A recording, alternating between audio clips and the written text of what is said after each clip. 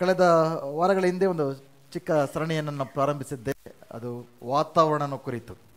ಈ ಭೂಲೋಕದ ಮೇಲೆ ಯಾವ ರೀತಿಯಾಗಿ ಬೇರೆ ಬೇರೆ ಲೇಯರ್ಸ್ ಆಫ್ ವಾತಾವರಣ ಇರುತ್ತದೋ, ಅದೇ ರೀತಿಯಾಗಿ ನಮ್ಮ ಆತ್ಮೀಯ ಜೀವನದಲ್ಲೂ ಕೂಡ ನಾವು ಆತ್ಮೀಯ ವಾತಾವರಣನ ಕಟ್ಟಿಕೊಳ್ಳುವಂಥ ಜನರಾಗಿರ್ಬೇಕೆಂಬುದಾಗಿ. ನಾವು ಈ ಭೂಲೋಕದ ಮೇಲೆ ಜೀವಿಸ್ಬೇಕಂದ್ರೆ ನಮಗೆ ವಾತಾವರಣ ಎಷ್ಟು ಇಂಪಾರ್ಟೆಂಟೋ, ನಾವು ಆತ್ಮೀಯ ಜೀವನದಲ್ಲಿ ಬೆಳಿಬೇಕು, ದೇವರ ಸನಿಹವಾಗಿ ನಡೆಯಬೇಕೆಂಬುದಾಗಿರೋದಾದರೆ ಆತ್ಮೀಯ ವಾತಾವರಣ ಕೂಡ ಅಷ್ಟೇ ಇಂಪಾರ್ಟೆಂಟ್. ಈಗ ಆಲ್ರೆಡಿ ವಾತಾವರಣ ತುಂಬ ಬದಲಾಗ್ತಾ ಇದೆ. ಬೆಳಗ್ಗೆ ಎದ್ದೊಳಗೆ ಕಷ್ಟ ಆಗ್ತಾ ಇದೆ. ನಮಗೆಲ್ಲ ಅದ್ರ ಬಗ್ಗೆ ಅರ್ಥ ಆಗ್ತಾ ಇದೆ. ವಾತಾವರಣ ಬದಲಾಗೋದನ್ನು ನಾವು ಗ್ರಹಿಸ್ತಾ ಇದ್ದೇವೆ. ಆಗ್ತಾ ಇದೆಯಾ? ಅದೇ ರೀತಿಯಾಗಿ ನಮ್ಮ ಆತ್ಮೀಯ ವಾತಾವರಣದ ಮೇಲೆ ಕೂಡ ನಮಗೆ ಸೂಕ್ಷ್ಮತೆ ಇರಬೇಕು. ಯಾವಾಗ ದೇವರ ಸಾನ್ನಿಧ್ಯ ದೂರ ಆಗ್ತಾ ಇದೆಯೋ, ನಂಬಿಕೆ ಬಿದ್ದು ಹೋಗ್ತಾ ಇದೆಯೋ, ಪ್ರಾರ್ಥನೆ ಜೀವಿತ ಕೆಳಗಾಗ್ತಾ ಇದೆಯೋ, ಆ ವಾತಾವರಣದಲ್ಲಿ ಏರುಪೇರಾದಾಗ ಕೂಡ ನಾವು ಗಮನಿಸುವಂಥ ಜನರಾಗಿರಬೇಕು. ಸೊ ಈ ಒಂದು ಸರಣಿಯಲ್ಲಿ ಹೇಳ್ಕೊಂಡು ಬರ್ತಾ ಇದ್ದೀನಿ, ಯಾವ ರೀತಿಯಾಗಿ ನಾವು ಆತ್ಮೀಯ ಜೀವನದಲ್ಲಿ ಬಲವುಳ್ಳವರಾಗಿರಬೇಕು, ದೇವರ ಕಾರ್ಯಗಳನ್ನು ಅನುಭವಿಸ್ಬೇಕಂದ್ರೆ ನಾವು ಯಾವ ರೀತಿಯಾಗಿ ಆತ್ಮೀಯ ವಾತಾವರಣ ಕಟ್ಕೊಳ್ಬೇಕೆಂಬುದಾಗಿ ಹೇಳ್ಕೊಂಡು ಬಂದಿದ್ದೇನೆ. ಮೊದಲನೇದಾಗಿ ನಮ್ಮ ಸುತ್ತಲೂ ಯಾವ ರೀತಿಯಾಗಿ ದೇವರ ಪ್ರಸನ್ನತೆಯ ವಾತಾವರಣ ಕಟ್ಟಿಕೊಳ್ಬೇಕೆಂಬುದಾಗಿ ಹೇಳಿದ್ದೆ. ಯಾವ ರೀತಿಯಾಗಿ ಪ್ರಾರ್ಥನೆಯ ವಾತಾವರಣವನ್ನು ಕಟ್ಕೊಳ್ಬೇಕೆಂಬುದಾಗಿ ಹೇಳಿದ್ದೆ. ಯಾವ ರೀತಿಯಾಗಿ ಸ್ತುತಿಯ ವಾತಾವರಣ ಕಟ್ಕೊಳ್ಬೇಕೆಂಬುದಾಗಿ ಹೇಳಿದ್ದೆ. ಯಾವ ರೀತಿಯಾಗಿ ಪರಿಶುದ್ಧತೆಯ ವಾತಾವರಣ ಕಟ್ಕೊಳ್ಬೇಕೆಂಬುದಾಗಿ ಹೇಳಿದ್ದೆ. ಇವತ್ತು ಇನ್ನೊಂದು ಕೊನೆಯದಾಗಿ ಒಂದು ಹೇಳಕ್ಕೆ ಬಯಸ್ತೇನೆ. ಇನ್ನೂ ತುಂಬ ಹೇಳ್ಬೋದು ಈ ಸರಣಿಯಲ್ಲಿ, ಬಟ್ ಈಗಾಗಲೇ ಕ್ರಿಸ್ಮಸ್ ಬರ್ತಾ ಇರೋದ್ರಿಂದ ನಾವು ಆ ಒಂದು ಸೀಸನಲ್ಲಿ ಹೋಗಬೇಕಾಗತ್ತೆ. ಅದಕ್ಕೆ ಇವತ್ತು ಯಾವ ರೀತಿಯಾಗಿ ನಾವು ಜೀವಿತದ ಸುತ್ತಲೂ ಪ್ರೀತಿಯ ವಾತಾವರಣವನ್ನು ಕಟ್ಕೊಳ್ಬೇಕೆಂಬುದಾಗಿ ನಾನು ಇವತ್ತು ಹೇಳಲು ಬಯಸ್ತೇನೆ. ಆಮೇಲೆ ಹೆಚ್ಚಿನ ಪ್ರತಿನಿತ್ಯ ನಿಮ್ಮ ಜೀವನದಲ್ಲಿ ಪ್ರೀತಿಯ ವಾತಾವರಣದಲ್ಲಿ ಜೀವಿಸಲಿಕ್ಕೆ ಬಯಸ್ತೀರ. ಸುತ್ತಲೂ ಪ್ರೀತಿ, ಓಕೆ. ಅದನ್ನು ಕಟ್ಕೊಳ್ಬೇಕಂದ್ರೆ ಯಾರು ಮಾಡಬೇಕದು? ಕೆಲವರು ಅನ್ಕೋಬೋದು, ಎಲ್ಲರೂ ನನ್ನ ಜೊತೆ ಪ್ರೀತಿಯಿಂದ ನಡ್ಕೊಂಡ್ರೆ, ಎಲ್ಲರೂ ನನ್ನ ಜೊತೆ ಗೌರವದಿಂದ ನಡ್ಕೊಂಡ್ರೆ, ಎಲ್ಲರೂ ನನ್ನ ಮೇಲೆ ಕಾಳಜಿ ವಹಿಸೋರಾಗಿದ್ದರೆ ನಾನು ಪ್ರೀತಿಯಿಂದ ಜೀವಿಸೋಕ್ಕೆ ಸುಲಭ. ಬಟ್ ನನ್ನ ಸುತ್ತಮುತ್ತ ಇರೋ ಜನರೆಲ್ಲರೂ ಕೂಡ ಕೋಪ ತರಿಸೋಂಥ ಜನ, ಸುತ್ತಮುತ್ತಲಿನ ಜನರೆಲ್ಲ ನನಗೆ ಬೇಸರ ಮಾಡುವಂಥ ಜನ, ನಿರಾಶೆ ಮಾಡುವಂಥ ಜನರು, ಕುಗ್ಗಿಸುವಂಥ ಜನರು, ನಕಾರಾತ್ಮಕವಾದ ಜನರು, ಇಂಥ ಜನರ ಮಧ್ಯದಲ್ಲಿ ನಾನು ಯಾವ ರೀತಿಯಾಗಿ ಪ್ರೀತಿಯ ವಾತಾವರಣ ಕಟ್ಕೊಳ್ಳೋಕ್ಕೆ ಸಾಧ್ಯ ಅಂತ ನಿಮ್ಗೆ ಅನ್ಸುತ್ತಾ? ಸೊ ಈ ಕಾರ್ಯವನ್ನು ಯಾರು ಮಾಡಬೇಕು? ಬೇರೆಯವ್ರು ನಮಗೋಸ್ಕರ ಮಾಡಬೇಕಾ, ನಾವು ನಮಗೋಸ್ಕರ ಮಾಡಬೇಕಾ? ಓಕೆ, ಒಂದು ವಿಷಯಕ್ಕೆ ಹೇಳ್ತೀನಿ, ಯೋಚನೆ ಮಾಡಿ ಇದ್ರ ಬಗ್ಗೆ. ಎಲ್ಲರೂ ಪ್ರೀತಿಯಿಂದ ನಡ್ಕೊಂಡು, ಎಲ್ಲರೂ ಗೌರವದಿಂದ ನಡ್ಕೊಂಡು, ಎಲ್ಲರೂ ಮರ್ಯಾದೆಯಿಂದ ನಡ್ಕೊಂಡ್ರು, ಎಲ್ಲರೂ ತಾಳ್ಮೆಯಿಂದ ನಡ್ಕೊಂಡ್ರೆ, ನೀವು ಪ್ರೀತಿಯಿಂದ ಜೀವಿಸಿದ್ರೆ ಅದೇನು ದೊಡ್ಡ ವಿಷಯ ಅಲ್ಲ. ಅದು ಯಾರು ಬೇಕಾದ್ರೂ ಮಾಡ್ಬೋದು. ನೆನಪಿಟ್ಕೊಳ್ಳಿ, ಅಂಥ ಒಂದು ವಾತಾವರಣ, ಅಂಥ ಒಂದು ಜನರು ಈ ಲೋಕದಲ್ಲಿ ಸಿಗೋದು ಇಲ್ಲ. ಎಲ್ಲ ಪರ್ಫೆಕ್ಟಾಗಿದ್ದರೆ, ನಾನು ಪರ್ಫೆಕ್ಟಾಗಿರ್ತೀನಿ ಅಂದರೆ ನಾವು ಅಲ್ಲೋಗ್ಬೇಕು, ಇಲ್ಲ ಆಗೋಲ್ಲ. ಓಕೆ, ಸೊ ಸುತ್ತಮುತ್ತ ಎಂಥ ಜನರೇ ಇದ್ದರೂ ಕೂಡ ನಾವು ಪ್ರೀತಿಯಿಂದ ಜೀವಿಸಬೇಕು, ನಾವು ಪ್ರೀತಿಯ ವಾತಾವರಣ ಕಟ್ಕೊಳ್ಬೇಕು ಎಂಬುದಾಗಿ ನಿರ್ಧಾರವನ್ನು ನೀವು ಮಾಡ್ಕೊಳ್ಬೇಕಾಗಿದೆ. ಹಲ್ಲೆಲೂಯ. ಇದು ಈಸಿ. ಬೇರೆಯವ್ರ ಮೇಲೆ ಇದು ರೆಸ್ಪಾನ್ಸಿಬಿಲಿಟಿನ ಪಾಸ್ ಮಾಡೋದು ತುಂಬ ಈಸಿ. ಅವರೆಲ್ಲರೂ ಹಾಗಿದ್ದಾರೆ ಅದಕ್ಕೆ ನಾನು ಹೀಗಿದ್ದೀನಿ ಅಂತ. ನೋ, ನಮ್ಮ ಜೀವನದ ಜವಾಬ್ದಾರಿಯನ್ನು ನಾವು ತೆಗೆದುಕೊಳ್ಬೇಕು.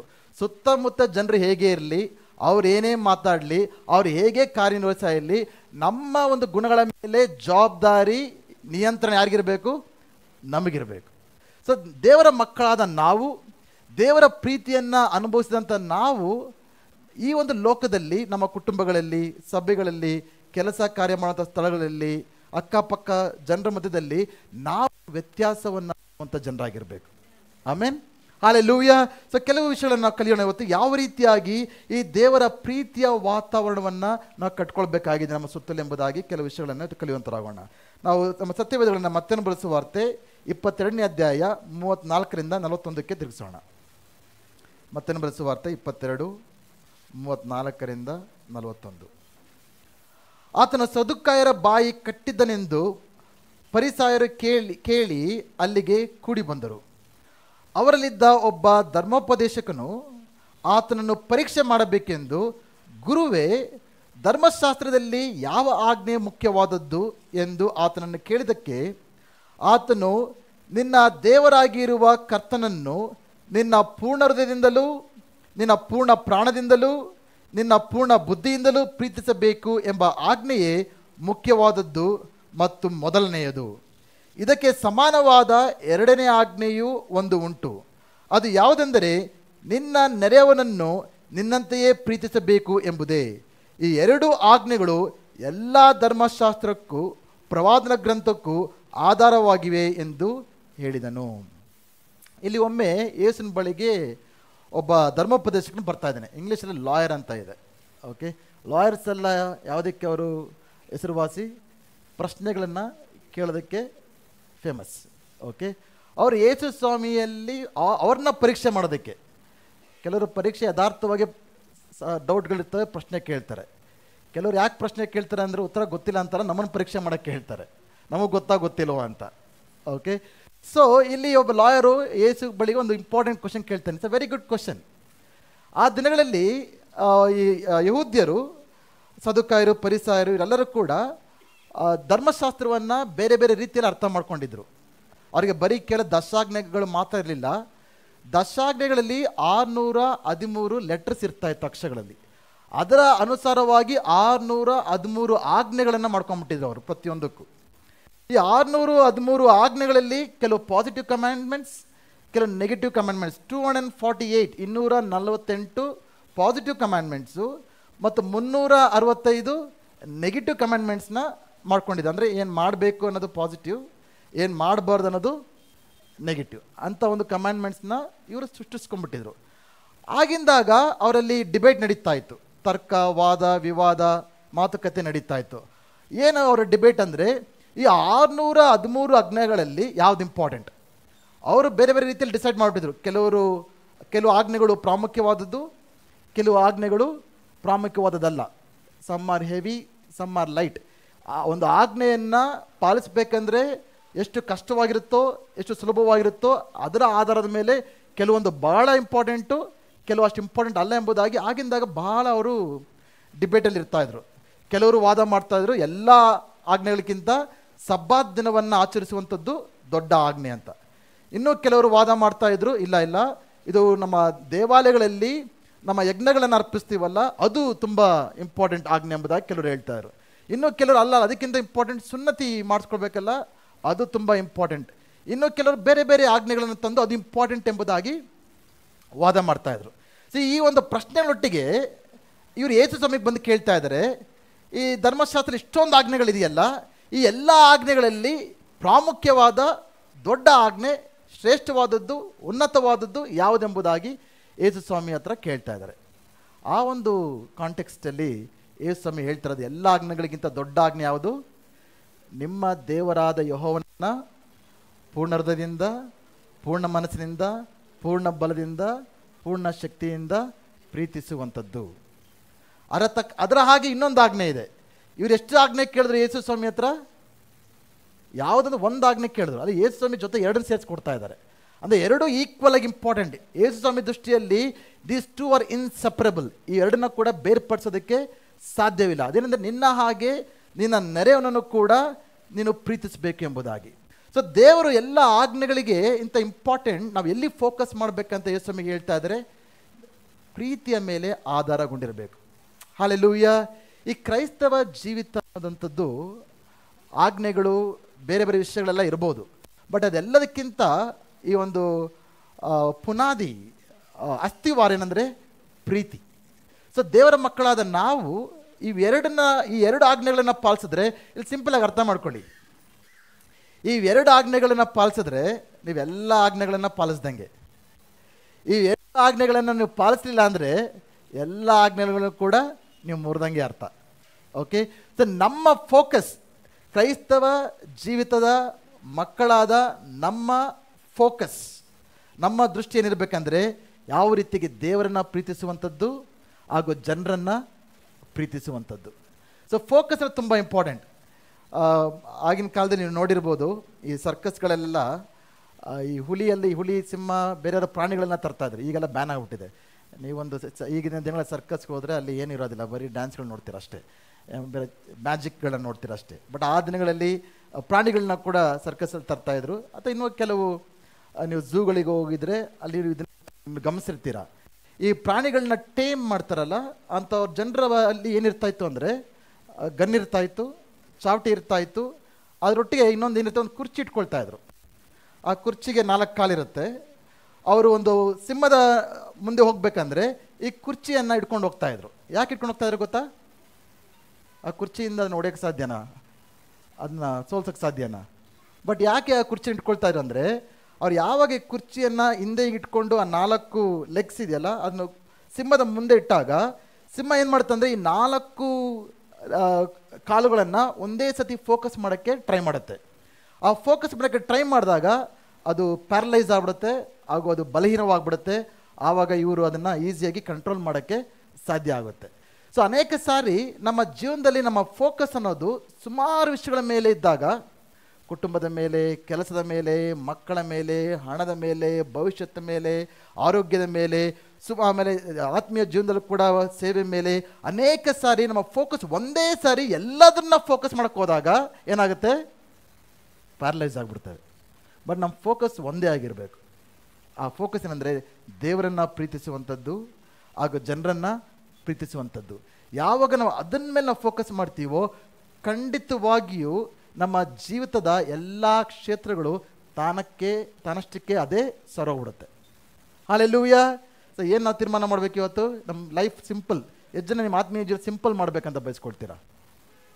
ನಾವೆಲ್ಲ ಹೆಂಗಂದ್ರೆ ಸಿಂಪಲ್ ತೆಗೆದ ಕಾಂಪ್ಲೆಕ್ಸ್ ಮಾಡಿಬಿಡ್ತೇವೆ. ಓಕೆ, ಇವತ್ತು ತುಂಬ ಸಿಂಪಲಾಗಿ ನಾನು ಹೇಳ್ತಾ ಇದ್ದೇನೆ, ನಮ್ಮ ಆತ್ಮೀಯ ಜೀವನದಲ್ಲಿ ಸಿಂಪಲಾಗಿ ನೀವು ಜೀವಿಸ್ಬೇಕಂದ್ರೆ ಸಿಂಪಲಾಗಿ 2 ಮಾಡಿಬಿಡಿ. ಏನದು? ನಿಮ್ಮ ಎಫರ್ಟ್ಸ್ ಎಲ್ಲ ಕೂಡ ದೇವರನ್ನು ಪ್ರೀತಿಸುವಂಥದ್ದು ಹಾಗೂ ಜನರನ್ನು ಪ್ರೀತಿಸುವಂಥದ್ದು. ಅದರ ಮೇಲೆ ನಾವು ಫೋಕಸ್ ಮಾಡಿದ್ರೆ ನಾವು ಆತ್ಮೀಯ ಜೀವನದಲ್ಲಿ ಹೆಚ್ಚಾಗಿ ಬೆಳೆಯೋದಕ್ಕೆ ಸಾಧ್ಯ. ನಾವು ಹೇಳಬೇಕಂದ್ರೆ ನಮ್ಮ ಆತ್ಮೀಯ ಜೀವನದಲ್ಲಿ ನಾವು ಕಷ್ಟಪಡೋಕ್ಕೆ ಅನೇಕ ವಿಷಯದಲ್ಲಿ ನಾವು ಬಿದ್ದೋಗ್ತಾ ಇದಕ್ಕೆ ಮೂಲ ಕಾರಣ ಅಂದರೆ ದೇವರ ಮೇಲಿರುವ ಪ್ರೀತಿಯ ಅಭಾವ. ಯಾಕೆ ನಾವು ಹೆಚ್ಚಾಗಿ ಪ್ರಾರ್ಥನೆ ಮಾಡೋಕ್ಕೆ ಬಯಸೋದಿಲ್ಲ? ಒಬ್ಬ ವ್ಯಕ್ತಿ ಪ್ರಾರ್ಥನೆಯಲ್ಲಿ ಬಿದ್ದೋಗಿದ್ದಾನೆಂದರೆ ಅದಕ್ಕೆ ಮೂಲ ಕಾರಣ ಏನು ಗೊತ್ತಾ? ದೇವರ ಪ್ರೀತಿಯಲ್ಲಿ ಅದನ್ನು ಬಿದ್ದೋಗಿದ್ದಾನೆ ಅಂತ ಅರ್ಥ. ಪ್ರೀತಿ ನಮ್ಮಲ್ಲಿರೋದಾದರೆ ಆಟೋಮೆಟಿಕ್ಕಾಗಿ ನಾವೇನು ಮಾಡ್ತೇವೆ? ಸಂಭಾಷಣೆ ಮಾಡ್ತೇವೆ, ಮಾತಾಡ್ತೇವೆ, ಅಥವಾ ವ್ಯಕ್ತಿಯ ಭೇಟಿ ಆಗ್ತೇವೆ, ರೈಟ್? ಸೊ ಅನೇಕರಿಗೆ ಪ್ರಾರ್ಥನೆ ಮಾಡೋಕ್ಕೆ ಕಷ್ಟ. ಯಾಕೆ ಗೊತ್ತಾ? ಪ್ರೀತಿ ಇದ್ದರೆ ಪ್ರಾರ್ಥನೆ ಈಸಿ ಆಗುತ್ತೆ, ಪ್ರೀತಿ ಇಲ್ಲ ಅಂದರೆ ಪ್ರಾರ್ಥನೆ ಕಷ್ಟ ಆಗುತ್ತೆ. ಸೊ ಇವತ್ತು ಯಾರೆಲ್ಲ ನಿಮ್ಮ ಪ್ರಾರ್ಥನೆ ಜೀವಿತದಲ್ಲಿ ಕಷ್ಟಪಡ್ತಾ ಇದ್ದೀರೋ ನಿಮ್ಮ ಪ್ರಾಬ್ಲಮ್ ಏನು ಗೊತ್ತಾ? ಪ್ರೀತಿ. ದೇವರ ಪ್ರೀತಿ ಕಡಿಮೆ ಆಗಿದೆ. ವಿಶ್ವಾಸಿಗಳಲ್ಲಿ ಆಗ ಸಾಧ್ಯನಾ ದೇವರ ಪ್ರೀತಿ ಕಡಿಮೆ ಆಗಕ್ಕೆ ಸಾಧ್ಯನಾ ನಮ್ಮಲ್ಲಿ? ಅಬ್ಸಲ್ಯೂಟ್ಲಿ. ಪ್ರಕಟಣೆ ಗ್ರಂಥದಲ್ಲಿ ನೋಡ್ತೇವೆ, ಒಂದು ಸಭೆ ಬಗ್ಗೆ ಯೇಸು ಸ್ವಾಮಿ ಹೇಳ್ತಾ ಇದ್ದಾರೆ, ಸಭೆ ಎಲ್ಲ ಚೆನ್ನಾಗಿದೆ, ಒಟ್ಟಿಗೆ ಬರ್ತಾ ಇದ್ದಾರೆ, ಒಳ್ಳೆ ಆರಾಧನೆ ಇದೆ, ಒಳ್ಳೆ ಪ್ರೋಗ್ರಾಮ್ಸ್ ಇದೆ, ಎಲ್ಲ ಚೆನ್ನಾಗಿದೆ. ಬಟ್ ಯೇಸು ಸ್ವಾಮಿ ನೋಡಿ ಆ ಸಭೆ ನೋಡಿ ಏನು ಹೇಳ್ತಾ ಇದ್ದಾರೆ? ಎಫೆಸಸ್ ಸಭೆ ನೋಡಿ, you are left your first love. ನೀವು ನಮ್ಮ ಮೊದಲನೇ ಪ್ರೀತಿಯನ್ನು ಕಳ್ಕೊಂಡಿದ್ದೀರಾ. ನಾವು ಪ್ರೀತಿ ಇಲ್ಲದೆ ಪ್ರಾರ್ಥನೆ ಮಾಡೋಕ್ಕೆ ಕಷ್ಟ ಆಗುತ್ತೆ, ಆರಾಧನೆ ಮಾಡೋಕ್ಕೆ ಕಷ್ಟ ಆಗುತ್ತೆ, ಸ್ತೋತ್ರ ಹೇಳೋಕ್ಕೆ ಕಷ್ಟ ಆಗುತ್ತೆ, ಕಾಣಿಕೆ ದಶಮಾಂಶ ಕೊಡೋಕ್ಕೆ ಕಷ್ಟ ಆಗುತ್ತೆ, ಪರಿಶುದ್ಧತೆಯಲ್ಲಿ ಜೀವಿಸೋಕ್ಕೆ ಕಷ್ಟ ಆಗುತ್ತೆ, ಸೇವೆ ಮಾಡೋಕ್ಕೆ ಕಷ್ಟ ಆಗುತ್ತೆ. ಪ್ರೀತಿ ಇಲ್ಲ ಅಂದರೆ ಇವೆಲ್ಲ ಕೂಡ ಕಷ್ಟ ಆಗುತ್ತೆ. ಬಟ್ ಪ್ರೀತಿ ಇದ್ದರೆ ಇವೆಲ್ಲ ಕೂಡ ಆಟೋಮೆಟಿಕ್ ಆಗಿ ನಾವು ಮಾಡೋಕ್ಕೆ ಸಾಧ್ಯ. ಆದರೆ ನಾವು ಆತ್ಮೀಯ ಜೀವನದಲ್ಲಿ ನಾವು ಕಷ್ಟಪಡ್ತಾ ಇದ್ದರೆ ಅದಕ್ಕೆ ಅಭಾವ ಏನಂದರೆ ದೇವರ ಪ್ರೀತಿಯಲ್ಲಿ ನಾವು ಅಭಾವರಾಗಿದ್ದೇವೆ ಎಂಬುದಾಗಿ. ಹೇಗೆ ಮತ್ತೆ ಪಡ್ಕೊಳ್ಳೋದು? ತುಂಬ ಸಿಂಪಲ್. ನಾವು ಯೇಸುವಿನ ಬಳಿಗೆ ಬಂದು ನಾವು ಪಶ್ಚಾತ್ತಾಪ ಪಟ್ಟು ಅಪ್ಪ ನಿನ್ನ ಪ್ರೀತಿಯಿಂದ ಮತ್ತೆ ನಾವು ತುಂಬಿಸು ಎಂಬುದಾಗಿ ಕೇಳುವಾಗ ಮತ್ತೆ ಆತ ನಮ್ಮನ್ನು ಪ್ರೀತಿಯಿಂದ ತುಂಬಿಸ್ತಾನೆ. ಹಲ್ಲೆಲೂಯಾ. ಎಷ್ಟು ಜನ ದೇವರ ಪ್ರೀತಿ ಅನುಭವಿಸಿದ್ದೀರಾ? ನೀವು ರಕ್ಷಣೆ ಹೊಂದಿದ ಮೊದಲನೇ ದಿನಕ್ಕೆ ಹೋಗಿ ಆತನ ಪ್ರೀತಿ ಯಾವ ರೀತಿಯಾಗಿ ನಮ್ಮ ಹೃದಯದಲ್ಲಿ ಬಂತು ಎಂಬುದಾಗಿ, ನಮ್ಮ ಪಾಪಗಳು ಕ್ಷಮಿಸಲ್ಪಟ್ಟಾಗ, ನಾವು ಬಿಡುಗಡೆ ಹೊಂದ್ಕೊಂಡಾಗ, ಆತನ ಶಾಂತಿ ಸಮಾಧಾನ ನಮ್ಮ ಮೇಲೆ ಬಂದಾಗ ಆತನ ಪ್ರೀತಿಯನ್ನು ಅನುಭವಿಸಿದ್ವಲ್ಲ, ಆ ಪ್ರೀತಿಯಲ್ಲಿ ಏನು ಮಾಡೋಕ್ಕೆ ಕೂಡ ರೆಡಿಯಾಗಿದ್ದೀವಿ. ಕೂಟಗಳಿಗೆ ಬರ್ತಾ ಇದ್ವಿ, ಸೇವೆಯಲ್ಲಿ ತೊಡಕೊಳ್ತಾ ಇದ್ವಿ, ಪ್ರಾರ್ಥನೆ ಮಾಡ್ತಾ ಇದ್ವಿ, ಸತ್ಯವೇದ ಓದ್ತಾ ಇದ್ವಿ. ಬಟ್ ಕಾಲಕ್ರಮೇಣ ದೇವರ ಪ್ರೀತಿ ಕಡಿಮೆ ಆದಾಗ ಇವೆಲ್ಲವೂ ಕೂಡ ಕಡಿಮೆ ಆಗುತ್ತೆ. It's time that we come back to first love again. ದೇವರ ಪ್ರೀತಿಯಿಂದ ಮತ್ತೆ ನಾವು ತುಂಬಿಸಲ್ಪಡೋಕ್ಕೆ ನಾವು ಬರಬೇಕಾಗಿದೆ. ಇಲ್ಲಿ ಏನು ಬರೆಯಲ್ಪಟ್ಟಿದೆ ಅಂದರೆ ದೇವರನ್ನು ಯಾವ ರೀತಿ ಪ್ರೀತಿ ಮಾಡಬೇಕಂತ ಬರೆಯಲ್ಪಟ್ಟಿದೆ? ಪೂರ್ಣ ಹೃದಯದಿಂದಲೂ, ಪೂರ್ಣ ಪ್ರಾಣದಿಂದಲೂ, ಪೂರ್ಣ ಬುದ್ಧಿಯಿಂದಲೂ ನಾವು ದೇವರು ಏನು ಮಾಡಬೇಕು? ಅದರ ಅರ್ಥ ಏನು? ಅರ್ಧಂಬರ್ಧ ಮನಸ್ಸಿಂದ ಅಲ್ಲ, ಅರ್ಧಂಬರ್ಧ ಹೃದಯದಿಂದ ಅಲ್ಲ, ಅರ್ಧಂಬರ್ಧ ಬಲದಿಂದ ಅಲ್ಲ. ಸೊ ಎಲ್ಲರೂ ನಮ್ಮ ಪ್ರೀತಿ ಪೂರ್ಣವಾಗಿದೆಯಾ ಅರ್ಧಂಬರ್ಧವಾಗಿದೆ ಅನ್ನೋದು ಕೂಡ ಪ್ರಶ್ನೆ ಮಾಡ್ಕೋಬೇಕು. ಇಲ್ಲಿ ಕುಳಿತ ಎಲ್ಲರೂ ಕೂಡ ನಾವು ದೇವ್ರನ್ನ ಪ್ರೀತಿ ಮಾಡ್ತಾ ಇಲ್ಲ ಅಂತ ಹೇಳಕ್ಕೆ ಸಾಧ್ಯ ಇಲ್ಲ. ದೇವ್ರನ್ನ ಪ್ರೀತಿ ಮಾಡ್ತಾ ಇರಲಿಲ್ಲ ಅಂದರೆ ಇಲ್ಲಿ ಇರ್ತಾ ಇರಲಿಲ್ಲ ನಾವು.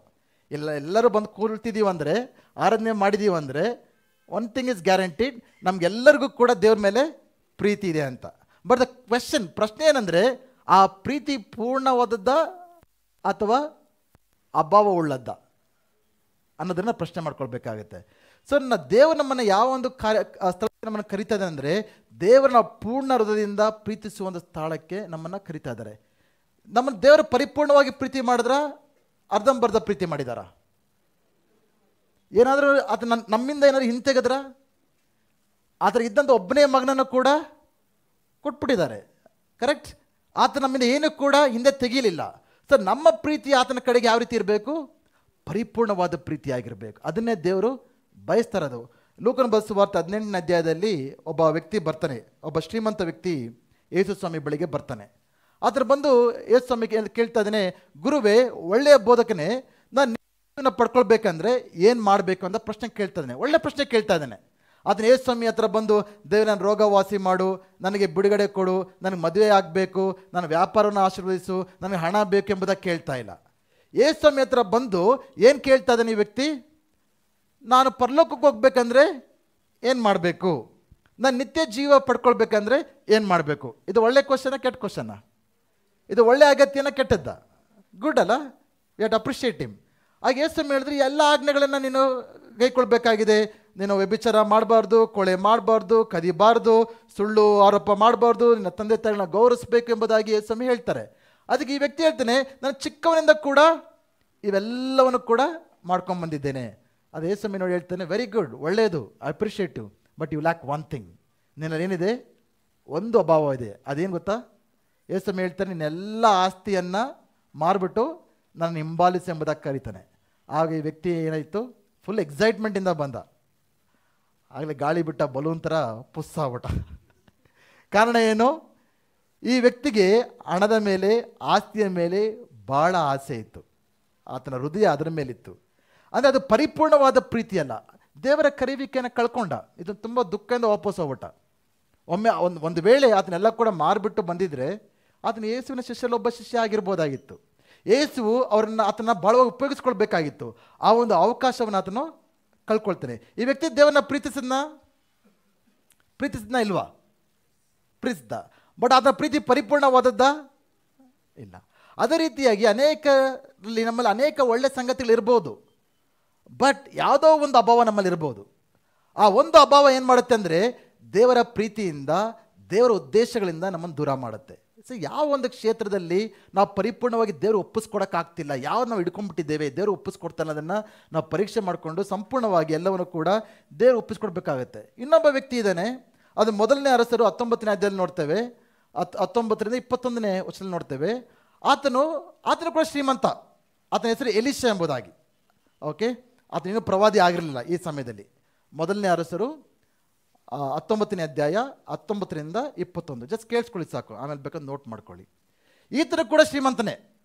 ಆತನು ಎಲಿಯಾ ಎಂಬ ಪ್ರವಾದಿಯು ಆತನ ಭೇಟಿಯಾದಾಗ, ಈತನ ಅವರ ಜಮೀನಲ್ಲಿ 12 ಜೋಡು ಎತ್ತುಗಳಲ್ಲಿ ಆ ಒಂದು ಭೂಮಿಯನ್ನು ಕೆಲಸ ಮಾಡ್ತಾ ಇದ್ದ. ಅಂದರೆ ಆ ದಿನಗಳಲ್ಲಿ ನಮಗೆ 12 ಜೋಡಿ ಎತ್ತಿರಬೇಕಂದ್ರೆ ಈತ ರಿಚ್ ಮ್ಯಾನ್, ದೊಡ್ಡ ಶ್ರೀಮಂತನು. ಆತ ಎಲಿಯನು ಬಂದು ಆತ ಕಂಬಳಿಯನ್ನು ಆತನ ಮೇಲೆ ಹಾಕ್ತಾನೆ. ಅಂದರೆ ಅದರ ಅರ್ಥ ಆತನ ಹಿಂಬಾಲಿಸಬೇಕು ಎಂಬುದಾಗಿ. ಆಗ ಇಮಿಡಿಯೇಟಾಗಿ ಎಲಿಷಾ ಏನು ಮಾಡ್ತಾನೆ? ಈ ಒಂದು ಶ್ರೀಮಂತನಾಗಿ ದುಃಖದಿಂದ ಹೋಗಲಿಲ್ಲ. ಆತನ ಮನೆಗೆ ಹೋಗ್ತಾನೆ. ಮನೆಗೆ ಹೋಗಿ ಏನು ಮಾಡ್ತಾನೆ? ಆ ಎತ್ತುಗಳನ್ನೆಲ್ಲ ಕೊಂದು, ನೊಗ ಇರುತ್ತಲ್ಲ, ನೊಗದಿಂದ ಬೆಂಕಿ ಹಾಕಿ ದೊಡ್ಡ ಔತಣವನ್ನು ಸಿದ್ಧ ಮಾಡಿ ಎಲ್ಲರೂ ಕೂಡ ಊರಲ್ಲಿ ಕೂಡ ಊಟ ಬಡಿಸಿ ಎಲ್ಲರಿಗೂ ಬಾಯ್ ಅಂದ್ಬಿಟ್ಟು ಹೋಗ್ತಾ ಇದ್ದಾನೆ. ಆಮೇಲೆ ಆದ ಕಾರಣ ಏನಾಯಿತು? ಎಲಿಷನು ಎಲಿಯಾಕ್ಕಿಂತ 2ರಷ್ಟು ಅದ್ಭುತಗಳನ್ನು ಮಾಡಿ ಈ ಇಸ್ರಾಯೇಲ್ ಚರಿತ್ರೆಯಲ್ಲೇ ಒಬ್ಬ ದೊಡ್ಡ ಪ್ರವಾದಿ ಆಗೋದನ್ನು ನಾವು ಕಾಣ್ತೇವೆ. ಇಬ್ಬರು ಶ್ರೀಮಂತರ ಬಗ್ಗೆ ನಾವು ನೋಡ್ತಾ ಇದ್ದೇವೆ. ಒಬ್ಬ ಶ್ರೀಮಂತ ಬಂದ ಯೇಸು ಸ್ವಾಮಿ ಹತ್ರ. ಆತನ ಹಣದ ಮೇಲೆ, ಆಸ್ತಿಯ ಮೇಲೆ ಹೆಚ್ಚಾಗಿ ಆಸೆ ಇತ್ತು. ಆ ಒಂದು ಕಾರಣದಿಂದ ಆತನ ಯೇಸು ಹಿಂಬಾಲಿಸೋಕ್ಕೆ ಸಾಧ್ಯವಾಗಲಿಲ್ಲ. ದೇವರ ಕರೆಯುವಿಕೆಯನ್ನು, ದೇವರ ಉದ್ದೇಶವನ್ನು, ದೇವರ ಆಶೀರ್ವಾದಗಳನ್ನು ಕಳ್ಕೊಂಡ. ಇನ್ನೊಬ್ಬ ಶ್ರೀಮಂತ ವ್ಯಕ್ತಿ ಇದ್ದಾನೆ. ಆತನ ದೇವರ ಕರೆದೊಡನೆ ಎಲ್ಲವನ್ನು ಕೂಡ ಬಿಟ್ಟು ಹೋಗ್ತಾನೆ. ಆತನ ಇಸ್ರಾಯೇಲ್ ಚರಿತ್ರೆಯಲ್ಲಿ ಒಬ್ಬ ದೊಡ್ಡ ಪ್ರವಾದಿ ಆಗ್ತಾನೆ. ಸೊ ಇಬ್ಬರು ಕೂಡ ದೇವರನ್ನ ಪ್ರೀತಿಸಿದವ್ರೆ, ಬಟ್ ಒಬ್ಬರ ಪ್ರೀತಿ ಅದು ಪರಿಪೂರ್ಣವಾದದ್ದಲ್ಲ, ಇನ್ನೊಬ್ಬನ ಪ್ರೀತಿ ಅದು ಪರಿಪೂರ್ಣವಾದದ್ದು. ಸೊ ನಮ್ಮ ಒಂದು ಪ್ರಶ್ನೆ ಏನಾಗಿದೆ ಇವತ್ತಂದರೆ, ಇಲ್ಲಿ ಕುಳಿತಿರೋ ಪ್ರತಿಯೊಬ್ಬರಲ್ಲೂ ಕೂಡ ನಾವು ಯೋಚನೆ ಮಾಡ್ಕೊಳ್ಬೇಕಾಗಿದೆ, ದೇವರನ್ನು ಕುರಿತು ನಮಗಿರುವ ಪ್ರೀತಿ ಅದು ಪರಿಪೂರ್ಣವಾದದ್ದ ಅಥವಾ ಅದು ಅಪರಿಪೂರ್ಣವಾದದ್ದ? ಪ್ರೀತಿ ಮಾಡ್ತೇವೆ, ಬಟ್ ನಿಜವಾಗ್ಲೂ ಸಂಪೂರ್ಣವಾಗಿ ನಾವು ಪ್ರೀತಿ ಮಾಡ್ತಾ ಇದ್ದೇವಾ? ಅದು ಹೇಗೆ ಗೊತ್ತಾಗುತ್ತೆ ನಾವು ದೇವರನ್ನ ನಿಜವಾಗ್ಲೂ ಪ್ರೀತಿ ಮಾಡ್ತಾ ಇದ್ದೀವಿ ಇಲ್ವಾ ಎಂಬುದಾಗಿ? Very simple. ಯೋಹಾನನ ಬರೆದ ಸುವಾರ್ತೆ 14ನೇ ಅಧ್ಯಾಯದಲ್ಲಿ ಯೇಸು ಸ್ವಾಮಿ ಹೇಳಿದ್ದಾರೆ, ನೀನು ನನ್ನ ಪ್ರೀತಿಸುವುದಾದರೆ ನನ್ನ ಆಜ್ಞೆಗಳನ್ನು ಗೈಕೊಳ್ಳಿರಿ. If you love me you will obey me. ಅಂದರೆ ನೀವು ದೇವರಿಗೆ ವಿಧೇಯರಾಗಿಲ್ಲ ಅಂದರೆ ಏನರ್ಥ? ದೇವರನ್ನ very simple, yes or no, ಇಲ್ಲಿ ಮಧ್ಯದಲ್ಲಿ ಏನೂ ಇಲ್ಲ, 50-50 ಇಲ್ಲ. Okay, either yes or no. ನಾವು ದೇವ್ರನ್ನ ಪ್ರೀತಿ ಮಾಡಿದ್ರೆ ಏನು ಮಾಡ್ತೇವೆ? ದೇವರಿಗೆ ವಿಧೇಯರಾಗ್ತೇವೆ. ದೇವರಿಗೆ ವಿಧೇಯರಾಗದೇ ಇದ್ದರೆ ನಾವು ದೇವ್ರನ್ನ ಪ್ರೀತಿ ಮಾಡ್ತಾ ಇಲ್ಲ ಎಂಬುದಾಗಿ. ಎಷ್ಟು ಜನ ನೀವು ದೇವರಿಗೆ ಸಂಪೂರ್ಣ ವಿಧೇಯರಾಗಿದ್ದೀರಾ? ಯಾವ ಕ್ಷೇತ್ರದಲ್ಲಿ ನೀವು ಅವಿಧೇಯರಾಗಿದ್ದೀರಾ? ಕೆಲವು ಕ್ಷೇತ್ರಗಳಲ್ಲಿ ನೀವು ವಿಧೇಯರಾಗಿರ್ಬೋದು, ಕೆಲವೊಂದು ಕ್ಷೇತ್ರಗಳಲ್ಲಿ ನೀವು ಅವಿಧೇಯರಾಗಿರ್ಬೋದು. ಅಂದರೆ ನಮ್ಮ ಪ್ರೀತಿ ಪರಿಪೂರ್ಣವಾದದಲ್ಲ ಎಂಬುದಾಗಿ. ನಮ್ಮ ದೇವರ ಕುರಿತು ನಾವು ಪರಿಪೂರ್ಣವಾದ ಪ್ರೀತಿಯನ್ನು ಇಟ್ಕೊಳ್ಬೇಕಂದ್ರೆ ನಾವು ಎಲ್ಲ ವಿಷಯಗಳಲ್ಲೂ ಕೂಡ ದೇವರಿಗೆ ವಿಧೇಯರಾಗ್ಕೊಳ್ಬೇಕಾಗಿದೆ. ಹಲ್ಲೆಲೂಯಾ. ಸೊ ಮೊದಲನೇದು, ನಾವು ಇತರರನ್ನ ಪ್ರೀತಿ ಮಾಡೋಕ್ಕಿಂತ ಮುಂಚೆ ನಾವು ದೇವರನ್ನ ಪ್ರೀತಿ ಮಾಡಬೇಕಾಗಿದೆ. ದೇವರನ್ನ ನಾವು ಪ್ರೀತಿ ಮಾಡದೆ ಇತರರನ್ನ ಪ್ರೀತಿ ಮಾಡೋಕ್ಕೆ ಸಾಧ್ಯ ಇಲ್ಲ. ಹಲ್ಲೆಲೂಯಾ. ಮೊದಲು ನಾವು ದೇವರ ಪ್ರೀತಿಯಿಂದ ನಾವು ತುಂಬಿಸಲ್ಪಟ್ಟಿರಬೇಕು, ನಾವು ದೇವರನ್ನ ಪ್ರೀತಿಸುವಂಥವರಾಗಿರಬೇಕು. ಆವಾಗ ನಮ್ಮ ಸುತ್ತಮುತ್ತಲಿರುವ ಗಂಡ, ಹೆಂಡತಿ, ಅಣ್ಣ, ತಮ್ಮ, ತಂದೆ, ತಾಯಿ, ಬಂಧು, ಬಳಗ, ಸ್ನೇಹಿತ, ಕೆಲಸ ಮಾಡ್ತಿರತಕ್ಕಂಥ ಇರೋ ಎಲ್ಲರೂ ಕೂಡ, ಸಭೆ ಎಲ್ಲರೂ ಕೂಡ ಪ್ರೀತಿಸೋದಕ್ಕೆ ಸಾಧ್ಯ ಆಗುತ್ತೆ. ಹಲ್ಲೆಲೂಯಾ. ಪ್ರೀತಿ ಇಲ್ಲದ ಜೀವಿತ ಅದು ಅರ್ಥವಿಲ್ಲದ ಜೀವಿತ. ನಿಜವಾದ ಕ್ರೈಸ್ತರ ಆಗೋದಕ್ಕೆ ಸಾಧ್ಯವಿಲ್ಲ. ನಮ್ಮ ಕ್ರೈಸ್ತವ ಮಕ್ಕಳಾದ ನಮ್ಮಲ್ಲಿ ಏನಿರಬೇಕು? ಪ್ರೀತಿ ಇರಬೇಕು. ಹಲ್ಲೆಲೂಯಾ. ಸೊ ಎರಡನೇದು ಯೇಸು ಹೇಳಿದರು, ಮೊದಲನೇದು ನಿಮ್ಮ ದೇವರಾದ ಯೆಹೋವನನ್ನು ಪೂರ್ಣ ಹೃದಯದಿಂದ, ಪೂರ್ಣ ಮನಸ್ಸಿನಿಂದ, ಪೂರ್ಣ ಬಲದಿಂದ ಪ್ರೀತಿಸಬೇಕೆಂಬುದಾಗಿ.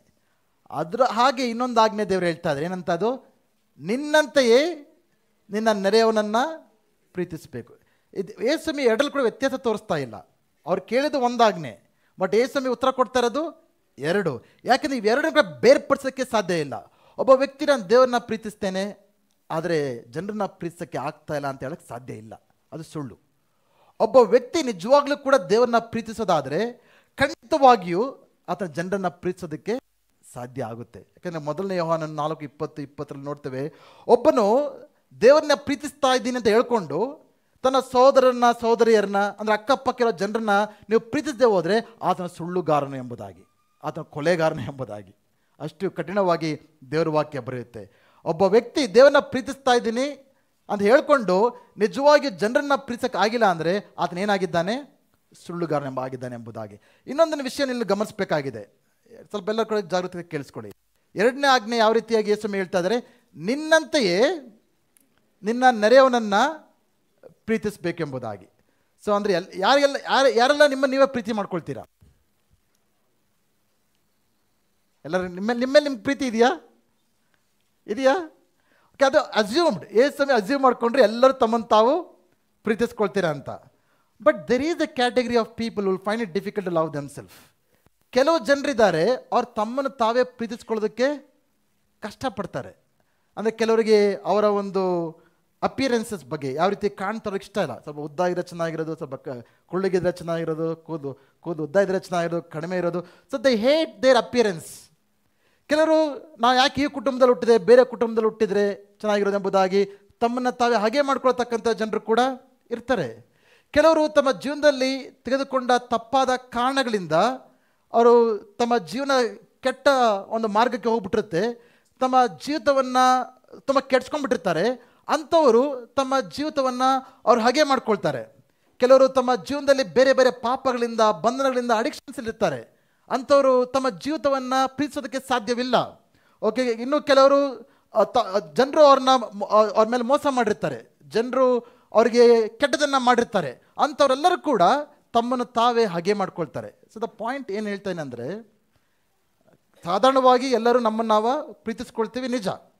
ಆದರೆ there is A category of people, ಅವರು ಏನಂತೆ ಅಂದರೆ ಅವ್ರು ತಮ್ಮನ್ನು ತಾವೇ ಹಾಗೆ ಮಾಡ್ಕೊಳ್ತಾರೆ. ನನ್ನ ಬಗ್ಗೆ ನನಗೆ ಇಷ್ಟ ಇಲ್ಲ, ನನ್ನ ಜೀವನ ರೀತಿಯಾಗಿರೋದು ನನಗೆ ಇಷ್ಟವಿಲ್ಲ, ನನ್ನ ಕುಟುಂಬ ನನಗೆ ಬೇಡ, ನನ್ನ ಈ ಜೀವನ ನನಗೆ ಬೇಡ ಅಂತ ಹೇಳೋ ಜನರು ಕೂಡ ಇರ್ತಾರೆ.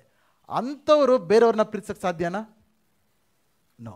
ಅವರು ತಮ್ಮನ್ನು ತಾವೇ ಹಾಗೆ ಮಾಡಿಕೊಳ್ಳುವ ರೀತಿಯಲ್ಲಿ ಇತರರನ್ನು ಅವ್ರೇನು ಮಾಡ್ತಾರೆ? ಹಾಗೆ ಮಾಡ್ತಾರೆ. ಸೊ ನಿಮ್ಮ ಜೀವನದಲ್ಲಿ ನೀವು ನಿಮ್ಮನ್ನು ಪ್ರೀತಿ ಮಾಡ್ಕೊಳ್ಳೋದು there is A right kind of love. ಅಂದರೆ ಸ್ವಾರ್ಥ ಪ್ರೀತಿ ಬಗ್ಗೆ ನಾನು ಹೇಳ್ತಾ ಇಲ್ಲ. ಎರಡು ಎಕ್ಸ್ಟ್ರೀಮ್ಸ್ಗೆ ಹೋಗ್ಬಿಡ್ತಾರೆ ಜನರು. ಒಂದು ಸ್ವಾರ್ಥವಾದ ಪ್ರೀತಿ ಮಾಡ್ಕೊಳ್ತಾರೆ, ಇಲ್ಲಾಂದರೆ ತಮ್ಮನ್ನು ತಾವೇ ಹಾಗೆ ಮಾಡ್ಕೊಳ್ತಾರೆ. ನಾವು ಎರಡು ಎಕ್ಸ್ಟ್ರೀಮ್ಸ್ಗೆ ಹೋಗಬಾರ್ದು. ನಾವು we should have right kind of love for our selves. ದೇವರು ನಮ್ಮನ್ನು ಯಾವ ರೀತಿಯಾಗಿ ನಮ್ಮನ್ನು ಮಾಡ್ತಾರೋ, ದೇವರು ನಮ್ಮನ್ನು ಯಾವ ರೀತಿಯಾಗಿ ಇಟ್ಟಿದ್ದಾರೋ, ದೇವರ ದೃಷ್ಟಿಯಲ್ಲಿ ನಾವು ಏನಾಗಿದ್ದೇವೋ ಅದನ್ನು ಒಪ್ಕೊಳ್ಬೇಕಾಗಿದೆ. ಹಲ್ಲೆಲೂಯಾ. ಯಾವಾಗ ನಮ್ಮ ಮೇಲೆ ನಮಗೆ ಹೆಲ್ತಿ ಮೈಂಡ್ಸೆಟ್ ಇರುತ್ತೋ ಆವಾಗ ಮಾತ್ರ ನಾವು ಇತರರನ್ನು ಪ್ರೀತಿಸೋದಕ್ಕೆ ಸಾಧ್ಯ. ಹಲ್ಲೆಲೂಯಾ. ನಿನ್ನಂತೆಯೇ ನಿನ್ನ ನೆರೆಯವನನ್ನು ಪ್ರೀತಿಸು. ನಾವು ಪ್ರೀತಿಸ್ಕೊಳ್ಬೇಕಾಗಿದೆ ಫಸ್ಟು. ಒಂದು ವೇಳೆ ನಮ್ಮ ಜೀವನದಲ್ಲಿ ಎಷ್ಟೇ ಕೆಟ್ಟ ಸಂಗತಿಗಳು ನಡೆದಿರ್ಬೋದು, ನಮ್ಮ ಜೀವನದಲ್ಲಿ ಎಷ್ಟೇ ನೋವಿರ್ಬೋದು, ಅದನ್ನು ಕುರಿತು ನಾವು ಹಾಗೆ ಮಾಡ್ಕೊಳ್ಬಾರ್ದು. ನಾವು ದೇವರ ಮುಂದೆ ಬರಬೇಕು.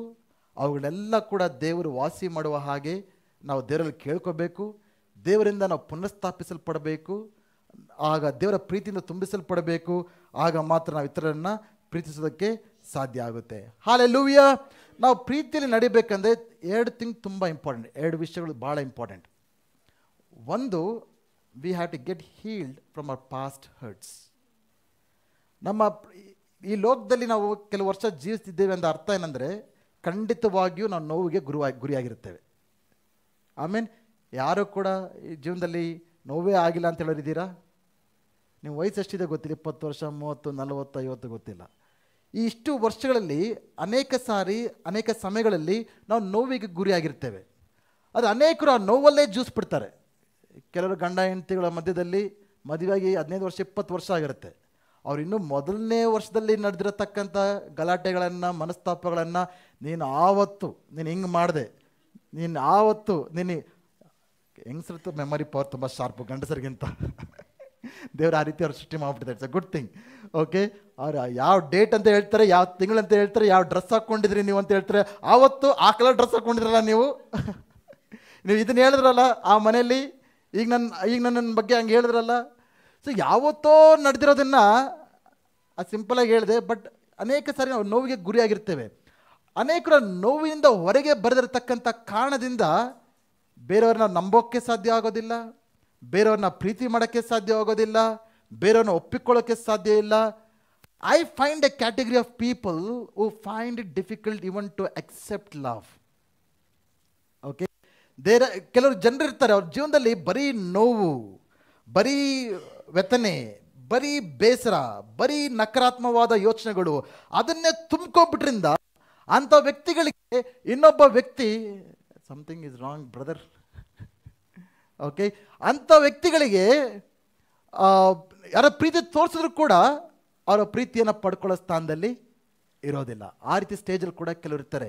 V have to get out of our past hurts. ನಾನು ನಿಜವಾಗ್ಲೂ ಪ್ರೀತಿಯಲ್ಲಿ ನಡಿಬೇಕಂದ್ರೆ, ದೇವರ ಪ್ರೀತಿಯನ್ನು ನಾವು ಅನುಭವಿಸ್ಬೇಕು, ಇತರರನ್ನು ನಾವು ಪ್ರೀತಿಸ್ಬೇಕಂದ್ರೆ ಇಲ್ಲಿಯವರೆಗೂ, ಇವತ್ತಿನವರೆಗೂ ನಿಮ್ಮ ಜೀವನದಲ್ಲಿ ಯಾರೆಲ್ಲ ನಿಮ್ಮ ನೋಯಿಸಿದ್ದಾರೋ ಅಂಥವ್ರನ್ನ ಕ್ಷಮಿಸುವ ಒಂದು ಸ್ಥಾನಕ್ಕೆ ನಾವು ಬರಬೇಕು. ನೆನ್ನೆ ರಾತ್ರಿವರೆಗೂ, ಓಕೆ, ಅಂದರೆ ಬೆಳಗ್ಗೆ ಬರೋಕ್ಕೆ ಮುಂಚೆವರೆಗೂ ನಿಮಗೇನಾದ್ರು ನೋವಾಗಿರೋದಾದರೆ, ನಿಮ್ಮನ್ನೇನಾದ್ರು ನೋಯಿಸಿರೋದಾದರೆ ಆ ನೋವಿನಿಂದ ನೀವು ಸ್ವಸ್ಥತೆಯನ್ನು ಪಡ್ಕೊಳ್ಳೋಕ್ಕೆ ನೀವು ಸಿದ್ಧ ಇರಬೇಕು.